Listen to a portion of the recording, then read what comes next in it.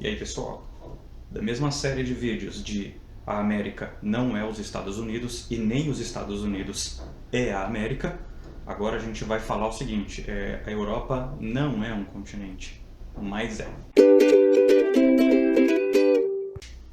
A gente vai fazer assim, a gente vai ver algumas definições do que é um continente, do que é uma ilha, do que é uma península, do que é um istmo, e aí a gente vai observar um mapa da Europa para entender por que a Europa não é um continente e ao mesmo tempo por que a Europa é um continente, tá bom? Olha aí as imagens aí.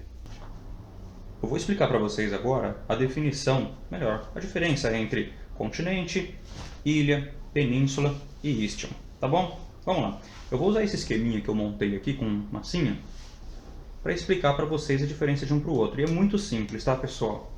Eu vou começar com ilha e continente. O que é uma ilha? Uma porção de terra cercada de água. Opa! Uma porção de terra cercada de água por 4 lados, tá bom? O que é um continente? Também a mesma coisa. Uma porção de terra cercada de água por 4 lados. No caso, norte, sul, leste e oeste. Tá bom? Qual que é a diferença? Eu falei a mesma coisa. Ilha, porção de terra cercada por 4 lados. Continente, porção de terra cercada de água por 4 lados. Acho que vocês já devem, por conta própria, saber qual é a diferença de um para o outro. É o tamanho. O continente é aquilo que é maior que a ilha. Pronto. Então, se é maior do que uma ilha, a gente está falando que é o continente. Certo? Então, continente, porção de terra cercada por 4 lados. Ilha, porção de terra cercada de água por 4 lados. Tá bom. E a península? Como que a gente explica o que é uma península? Muito fácil também, tá? Península é quando nós temos uma porção de terra cercada de água por 3 lados. Olha aqui esse pedacinho aqui, ó. Aqui a porção de terra, água aqui e água aqui. 3 lados. Olha a outra penínsulazinha aqui, ó.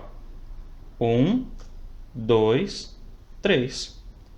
3 lados banhados por água. Península e península. Beleza? Bom, e quando é que nós temos também um istmo? Aqui, ó, o istmo facinho também. Olha aqui, ó.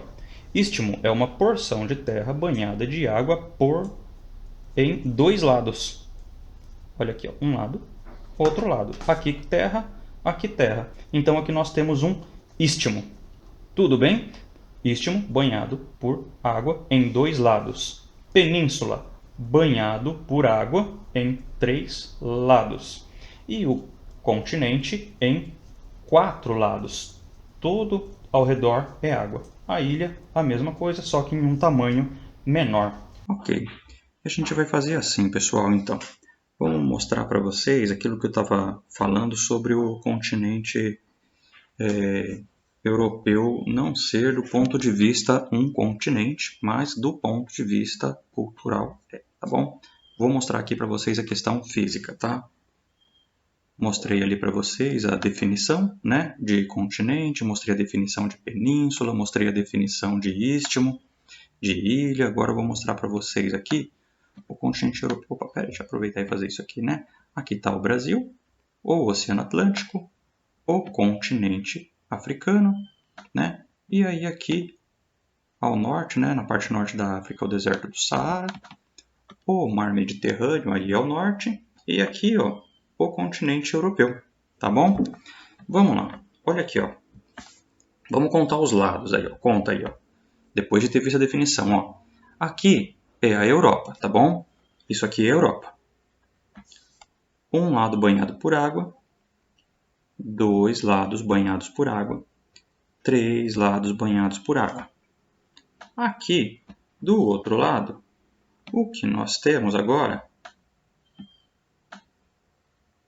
não é mais a Europa. Aqui nós temos a Ásia. Não tem nenhuma divisão. É o mesmo continente. Então, esse é o continente Eurásia, tá bom? É assim que ele é chamado, Eurásia, fisicamente. Mas do ponto de vista histórico, cultural, existem dois continentes aí, tá bom? Existe a Europa e aqui a Ásia. O que vai separar um do outro, né? Além da questão histórica, tem um marco físico que é utilizado para fazer a separação dessas histórias, né? Que também não são separadas, tá, pessoal? Essa conversa esquisita da escola, né? De separar a história da Ásia e separar a história da Europa.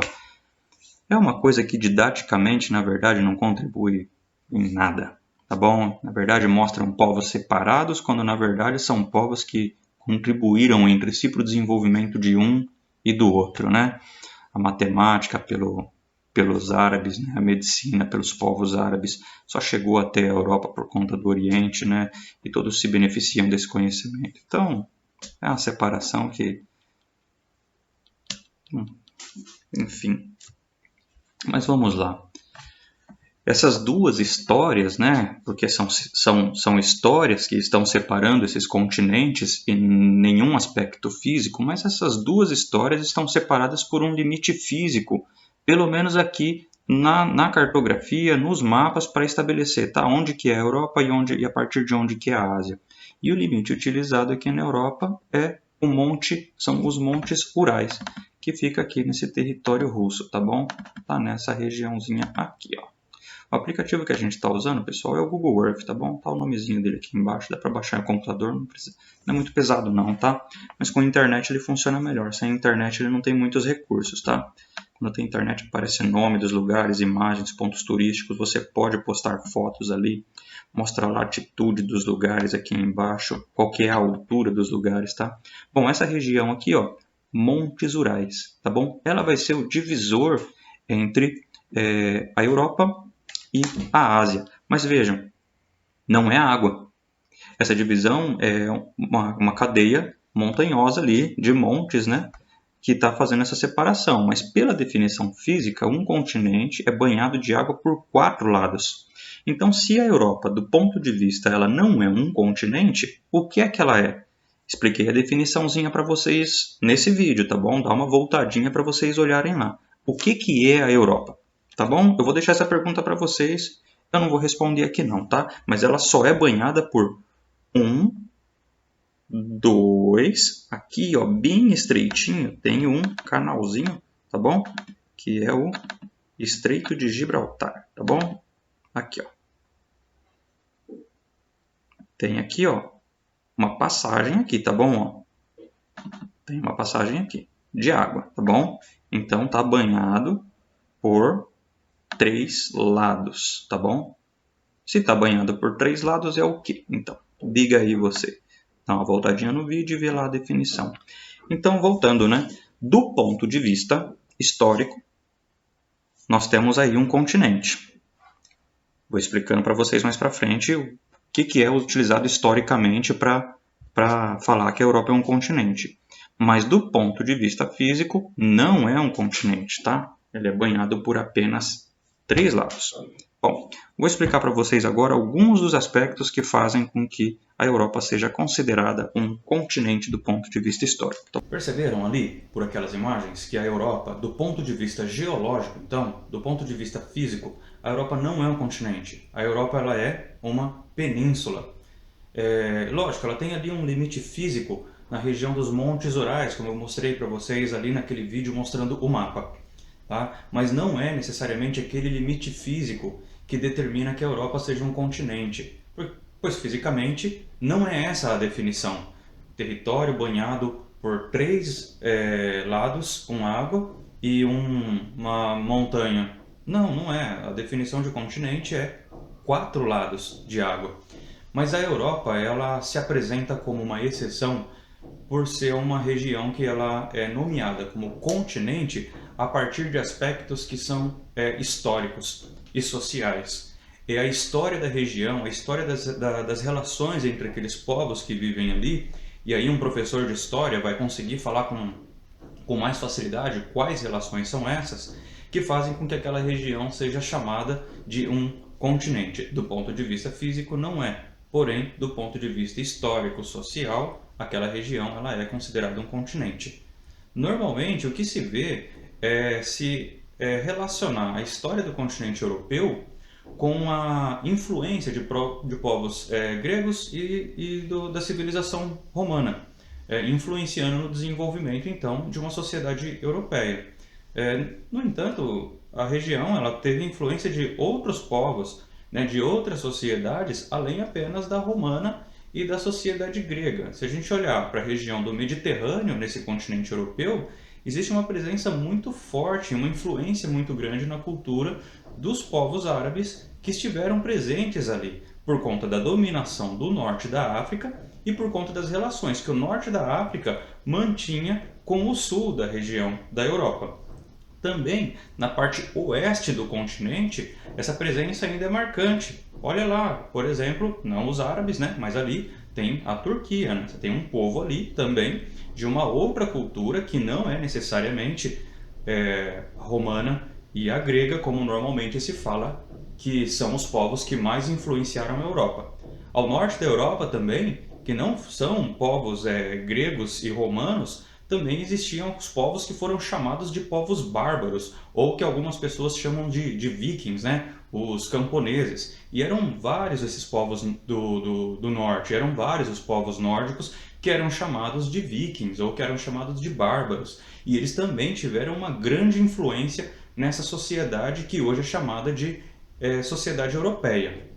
Por isso, pessoal, que eu posso afirmar para vocês, a Europa, do ponto de vista físico, não é um continente. Mas, se alguém falar a Europa é um continente, do ponto de vista cultural, ela é chamada assim. Mas lógico, é a minha aula e aí eu gosto de colocar um parênteses aqui. Será que qualquer povo do mundo poderia chegar e falar assim, olha, a partir de agora o nosso território é um continente? Ou parece que somente os europeus tiveram a habilidade de criar uma narrativa histórica em que eles podem se considerar um continente? Fisicamente não é um continente, mas a gente pode falar que sim, que é uma região. Mas para critério de alguma prova de vestibular, pessoal, toma cuidado, preste atenção na pergunta. Se te perguntarem, por exemplo, do ponto de vista geológico, a Europa é um continente? Não. Mas se perguntarem para vocês sobre os aspectos históricos e sociais, se a Europa é um continente? Claro, aí sim a Europa vai ser um continente. Mas o que fica aqui também é esse questionamento. Será que qualquer povo do mundo, será que qualquer sociedade pode se autodeclarar um continente? Ou isso é um privilégio só dos europeus? Que afinal só eles escolhem também os melhores jogadores do mundo, né? No futebol. E outras coisinhas também que eles falam que eles escolhem os melhores do mundo. Só a Europa escolhe os melhores do mundo. Curiosidade aí pra gente pensar um pouco.